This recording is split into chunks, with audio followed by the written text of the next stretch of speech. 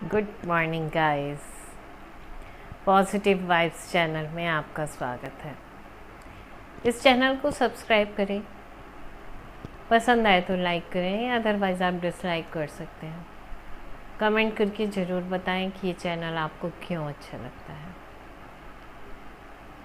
Hey guys, हमने इससे पहले वाले वीडियो में बातचीत की थी कि दुख का क्या कारण है। दुख मतलब हमारे विचारों के कारण ही होता है।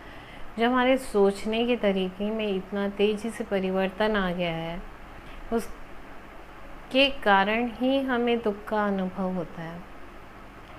क्या आपको पता है कि 149 देशों में भारत की गिनती 139 पोजीशन पर है। मतलब हम पीछे से 10वें स्थान पर हैं। भारत में अधिकतर लोग दुखी रहते हैं या डिप्रेशन के शिकार हैं। डिप्रेशन के शिकार जब भी होते हैं जब दुखी रहते हैं। दुखी क्यों रहते हैं, हम अपसेट क्यों रहते हैं, और लोगों का ये मानना है कि इस कोरोना के बाद ये बीमारी और भी ज़्यादा बढ़ जाएगी। ये बीमारी और भी ज़्यादा क्यों बढ़ेगी या हम दुखी क्यों रहते हैं, इसके बारे में हमने कल बात की थी। इससे पहले वाले वीडियो में बात किया था कि युधिष्ठिर को भी नरक के दर्शन करने पड़े। ये हमारी कहानियों में है, क्योंकि उसको एक क्षण के लिए अहंकार आ गया था। उसे ये लगा, उसने दिमाग में ये सोचा कि वो अपने सारे भाइयों से और पत्नी से अच्छा है, इसी कारण उसे स्वर्ग की प्राप्ति हो रही है। मतलब वो जा पा रहा है, बाकी लोग रास्ते में ही ख़त्म हो गए हैं। इसी तरह से हमने एक और कहानी देखी थी जिसमें कि वो मृग में मुनि जो हैं, संत जो हैं, वो मृग की मोह माया में फंस गए, जबकि मृग का अपना जीवन है और उसके अपने जीवन का जो भी है जीवन काल है, उसकी एक निर्धारित आयु है। ये तो कहानियाँ थी। हम आज के संदर्भ में बातें करते हैं। हमने अपने आप को दुखी कैसे बनाया, उसका बच्चा बहुत ऊंचे स्कूल में क्यों जाता है, कैसे जा सकता है, क्योंकि उसमें स्कूल में बहुत हाई फीस है। इसका मतलब वो बहुत ज़्यादा अर्न कर रहे हैं। तो हमारी इतनी अच्छी जॉब क्यों नहीं है, हमारी इतनी अच्छी कैपेसिटी क्यों नहीं है कि हमारा बच्चा इतने हाई स्कूल में जा पाए। आपके दुखी होने का कारण दूसरे का बच्चा कुछ नंबरों से आगे है, आपका बच्चा उतना अच्छा नहीं पढ़ता, आपके दुखी होने का कारण यदि किसी की हाइट या हेल्थ या एक पर्सनैलिटी अच्छी है और आपकी उस लायक पर्सनैलिटी नहीं है, आपके दुखी होने का कारण। तो दोस्तों, दुखी होने के लिए हमें कोई विशेष कारण ढूंढने नहीं पड़ते, हमारे पास अपने आप ये कारण चलते रहते हैं। इन कारणों में इजाफा हो गया है मोबाइल से। हर 6 महीने 8 महीने में टेक्नोलॉजी बढ़ती जाती है और बच्चों की डिमांड नई टेक्नोलॉजी के साथ बढ़ती जाती है। उन्हें नए नए आईफोन चाहिए होते हैं, लैपटॉप। दुनिया भर की फरमाइशें हमें दुखी भी करती हैं, क्योंकि हमारे सोचने का ये तरीका ही बदल गया है कि हमें कितनी नई चीज़ें चाहिए। वो चीज़ें हमारी यूज़फुल हैं या नहीं हैं, लेकिन हमें कंपेयर करना होता है। हम दूसरों के साथ हमेशा कंपेयर करते हैं और कंपेयर करते ही हम अपने आप को लो फील करा लेते हैं, नीचा महसूस कराते हैं, जिसके कारण से हम दुखी हो जाते हैं।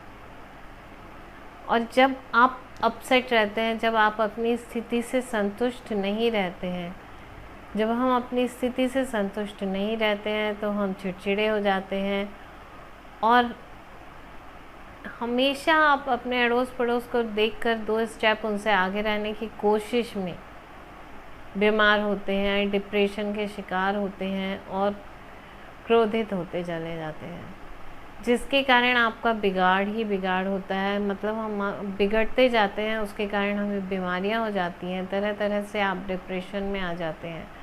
और यही नहीं, घर के लोगों का भी आपस में एक दूसरे के साथ ईर्ष्या भाव होता है। यहाँ तक कि परिवार के एक सदस्य दूसरे सदस्य से इतनी ईर्ष्या करते हैं क्योंकि उनकी पर्सनैलिटी भी अलग होती है, उनकी इनकम भी अलग होती है। तो आप और हम ये समझें कि दुख का कारण क्या है। दुख का कोई कारण नहीं है, दुख केवल हमारी सोच में विराजमान हो गए हैं। हमें अपने सोचने का, अपने देखने का नज़रिया बदलना होगा। जब तक हम अपना नज़रिया नहीं बदलेंगे, जब तक हम अपने ज़रूरत की चीज़ों पर अपना ध्यान फोकस नहीं करेंगे, जब तक हम कंपेयर करना नहीं छोड़ेंगे, जब तक हम ये घमंड करना नहीं छोड़ेंगे कि मेरे पास ज़्यादा अच्छी चीज़ें हैं पर दूसरे के पास अच्छी चीज़ें नहीं हैं, तब तक इंसानियत धीरे धीरे इस महान संस्कृति से हटती चले जाएगी और हम हमेशा दुखी रहेंगे। इसके बाद अब हम बात करेंगे नेक्स्ट वीडियो में कि इस घटनाओं से, इन चक्रों से उबरने के लिए जो कि भारत में बहुत तेज़ी से फैल रही हैं और हमें बीमार बना रही हैं। ओबेसिटी में भारत नंबर 1 है।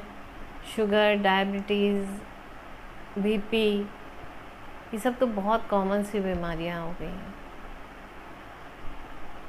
आजकल। बहुत ही कम उम्र में हार्ट फेल होना एक आम बात है।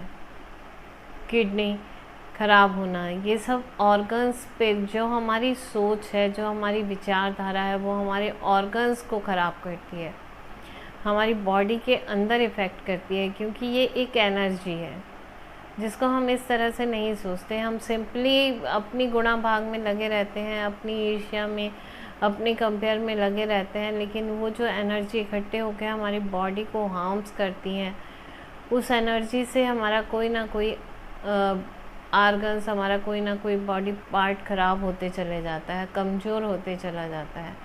और वही वातावरण हमारे घर में हो जाता है और उस वातावरण के कारण, उसी एनर्जी के कारण हम सारे एक साथ ट्रैप होते चले जाते हैं। तो इस एनर्जी से निकलने के लिए हमें सबसे पहले अपने आप से प्यार करना सीखना होगा, सेल्फ़ लव करना सीखना होगा।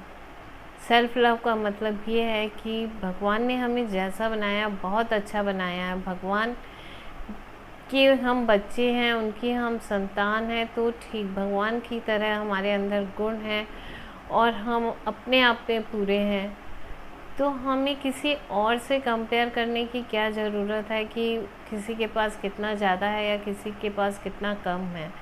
जब तक आप अपने आप में ये सोचना शुरू नहीं कर देंगे कि हम संपूर्ण हैं, हम भगवान की देन है, भगवान की संतान है, इसलिए पूर्ण है, तो हम कंपेयर करना छोड़ देंगे। जब जैसे ही आप इस विचारधारा के साथ जिएंगे, आप कंपेयर करना, आप दूसरों से ईर्ष्या करना भी छोड़ देंगे, क्योंकि आपको ये पता होगा कि जिस तरह आप भगवान की संतान हैं, उसी तरह से वो भी भगवान के बच्चे हैं। और भगवान किसी से भी प्यार करने में भेदभाव नहीं करते, जैसे कि एक पेरेंट्स बच्चों में भेदभाव नहीं करते, इसी तरह से भगवान भी हमारे साथ किसी भी प्रकार का भेदभाव नहीं रखते हैं। इस बात को हम और विस्तार से समझेंगे अगले वीडियो में। तब तक के लिए टेक केयर, बाय।